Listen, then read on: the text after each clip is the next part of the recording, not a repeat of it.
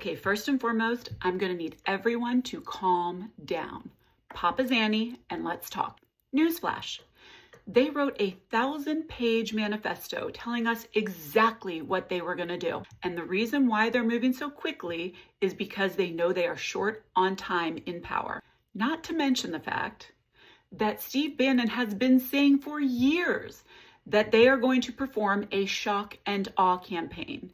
If you haven't watched it, go back and watch the video that I reposted directly before this one. It's a clip from the Jen Psaki show, shout out to Jen Psaki, of Steve Bannon talking about this very same strategy that he has been touting for years. They have been telling us they are implementing it. You guys are falling for it. Don't fall for it. I said, all we have to do is flood the zone. Every day we hit them with 3 things. They'll bite on one and we'll get all of our stuff done. Bang, bang, bang. These guys will never be able to recover. They want you terrified. They want you paralyzed with fear so that you are disoriented and don't know how to react. This is a military strategy that is used against the enemy. Think about that. Steve Bannon, who is one of closest advisors, is treating the American public as the enemy. Let that sink in. He was recently on Don Jr.'s podcast talking about this. And who even knew that this flower sniffer had a podcast? Bannon War Room Minute 1 agenda for January 20th.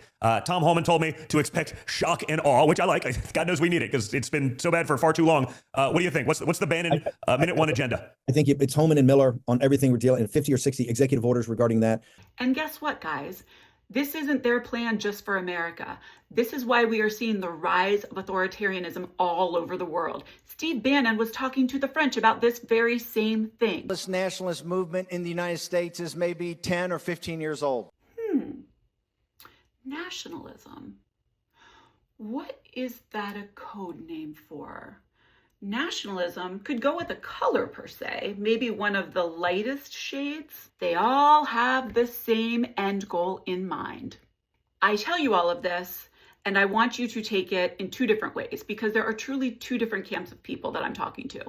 One is the camp who is flying off the handle, needing to go take that Zanny. For the ones who think this is business as usual and you don't need to pay attention to politics, you better step up. I truly believe that this is all happening for a reason and is to wake up the collective.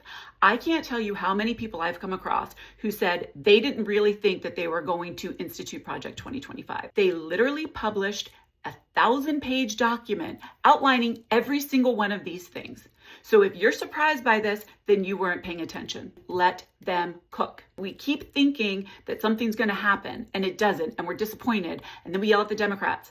Think that the Kamala Harris, the prosecutor that we know, the Joe Biden that we know, the Pete Buttigieg that we know, is going to just sit by and let this happen and just be quiet? They're quiet for a reason, and it's because we are being held hostage by Ruski. I'm going to remind you that shock and awe is a military term against the enemy. So I would like you to heed words of wisdom from our beloved Pete Buttigieg, who says, and I quote, "We cannot be mesmerized by the worst things that we see happening. We will be inclined to react with shock by some things which are done precisely with the intent of shocking us. We need to move very quickly through the shock." So that's what I need you guys to do today. As I always say, take action. What can you do to help your community? Can you call your senators? Can you call your congressmen? Let's be the solution. Be the change you want to see in the world.